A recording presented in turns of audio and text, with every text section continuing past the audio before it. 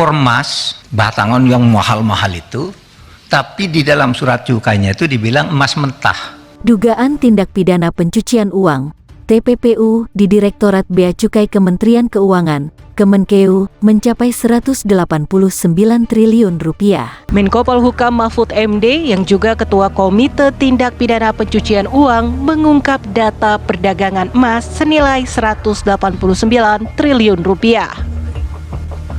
Di depan Komisi 3 DPR RI, Mahfud MD menyatakan laporan tersebut tidak sampai kepada Menteri Keuangan Sri Mulyani.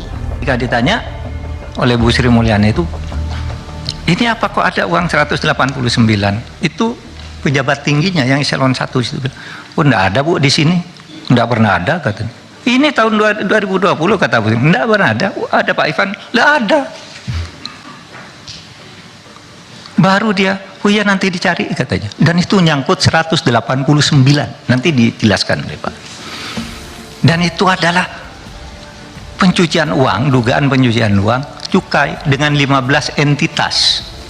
Tapi apa laporannya? Menjadi pajak. Sehingga kita diteliti, oh iya ini perusahaannya banyak, hartanya banyak, pajaknya kurang, padahal ini cukai laporannya. Apa itu? Emas. Ya, impor emas batangan yang mahal-mahal itu, tapi di dalam surat cukainya itu dibilang emas mentah. Diperiksa oleh PPT3, diselidiki. Di mana? Kamu kan emasnya emas sudah jadi, kok bilang emas mentah? Enggak.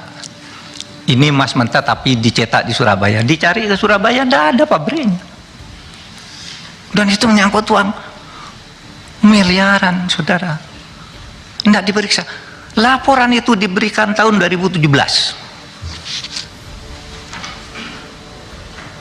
oleh PPATK, bukan tahun 2020. 2017 diberikan, tidak pakai surat, tapi diserahkan oleh Ketua PPATK langsung kepada Kementerian Keuangan yang diwakili oleh Dirjen Bea Cukai, Irjen Kementerian Keuangan, dan 2 orang lainnya.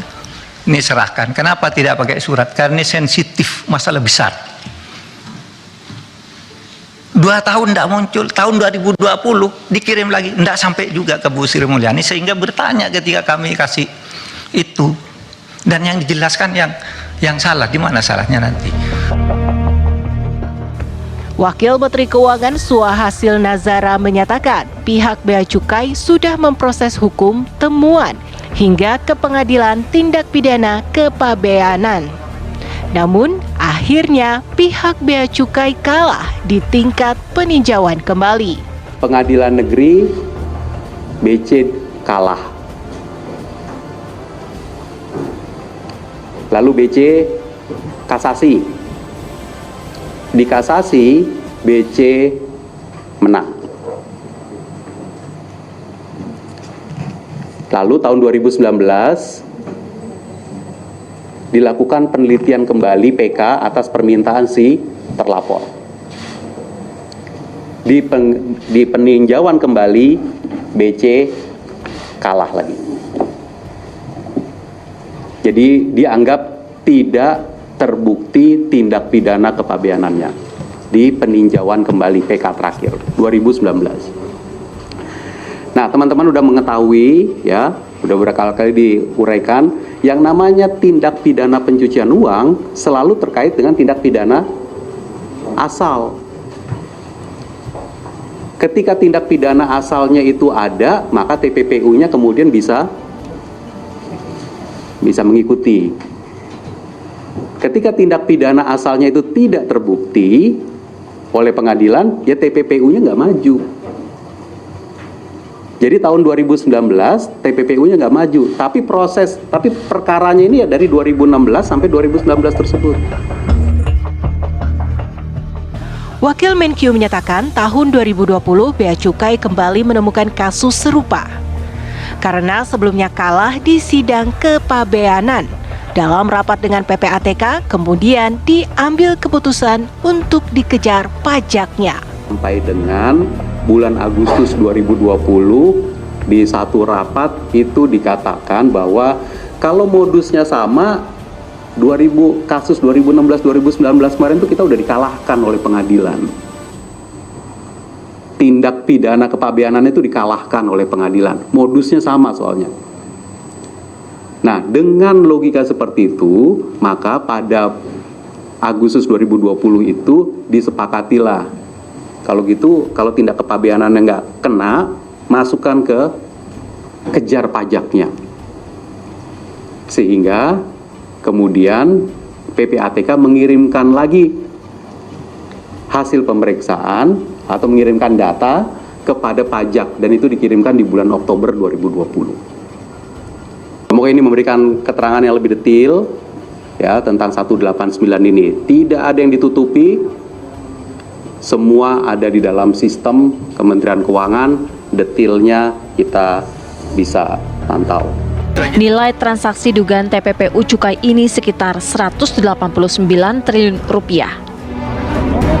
Tadi kita mendengar bahwa dalam konteks penegakan hukum, ya artinya lewat pengadilan, dia antara menang dan kalah, akhirnya lewat peninjauan kembali, kemudian terlapor itu memenangkan, sehingga tidak ada tindak pidana kepabeanan dalam impor emas tersebut, ya.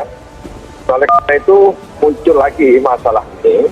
Saya pikir ini tantangan ya bagi pemerintah, dalam hal ini Presiden Jokowi, untuk membantu ya penegakan hukum soal ini.